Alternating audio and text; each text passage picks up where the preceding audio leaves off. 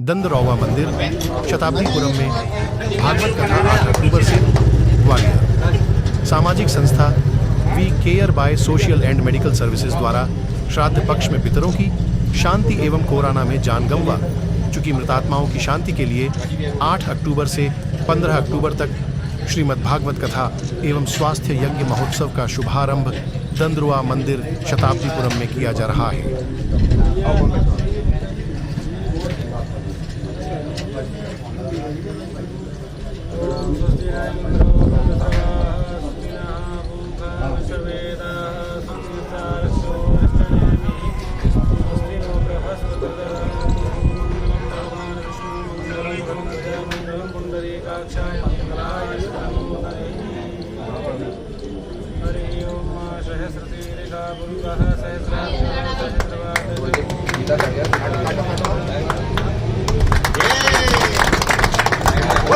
सरकार की जय। बोल वृंदावन बिहारी लाल की जय।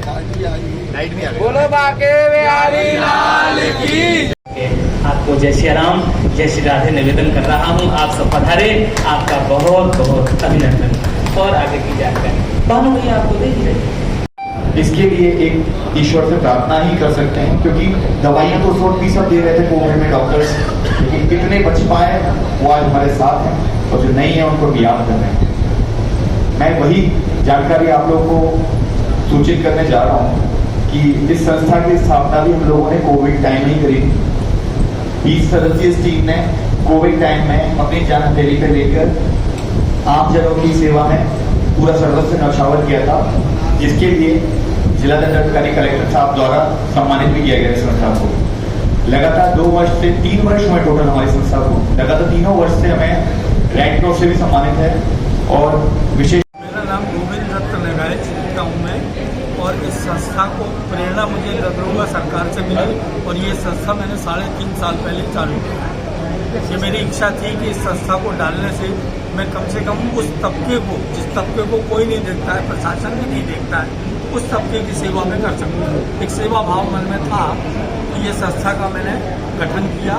बच्चे अपने एकत्रित किए, एकत्रित करने के बाद मैंने टीम बनाई। टीम बनाने के बाद मैं आज लोगों की सेवा में तत्पर रहता हूँ। अगर किसी को आधी रात को भी ब्लड की ज़रूरत है तो मैं उपलब्ध कराता हूँ। अगर आज किसी को आटे की ज़रूरत है तो मैं रात को घर भेजता हूँ उसके कि भाई आप भूखे नहीं सोना है।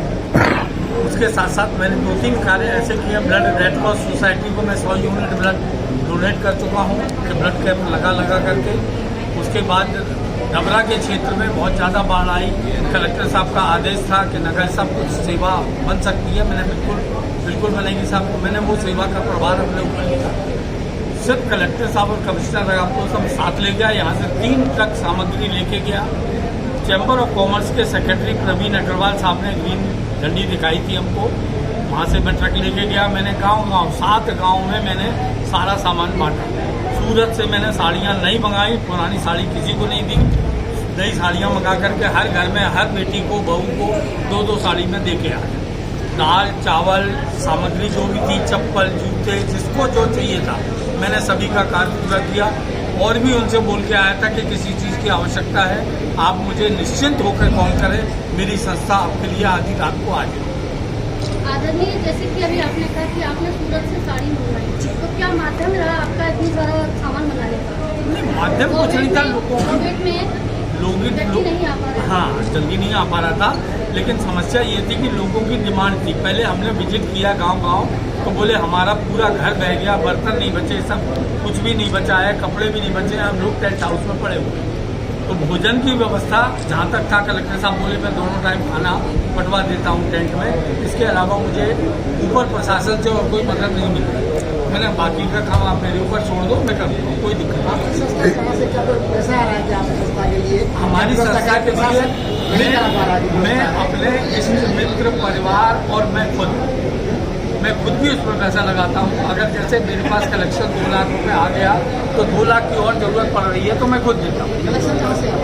कलेक्शन सभी अपने इष्ट मित्रों से, परिवारों से, जान पहचान के लोगों से जो दान करने के इच्छुक होते हैं, 100, 200, 500 जो मिल जाते हैं उनसे ले लेता हूँ। बाकी जो कम पड़ते हैं मैं करता हूँ पूरा उसे।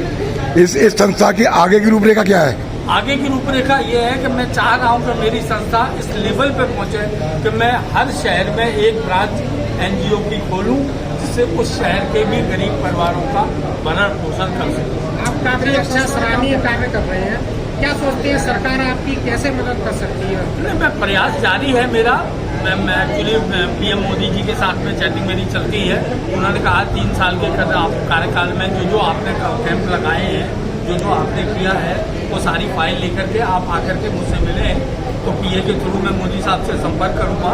उसको बोले ये गवर्नमेंट रिकॉग्नाइज संस्था में आपको बना दूंगा, तो जिससे आपको सेंट्रल से कुछ ना कुछ मदद मिलने।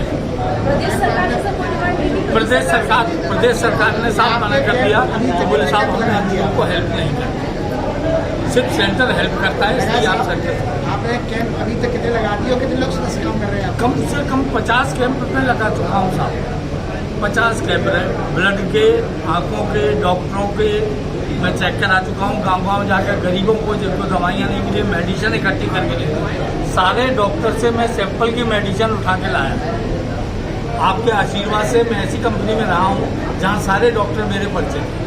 मैंने ये तीनों हॉस्पिटल ले लिए थे धाकड़े साहब से, डायरेक्टर साहब से, डायरेक्टर कमला राजा, JH और माधव डिस्पेंसरी।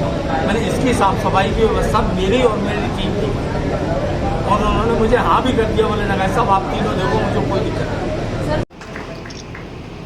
मैंने भाई साहब से भी कहा, भैया को जोड़ने का काम किया है।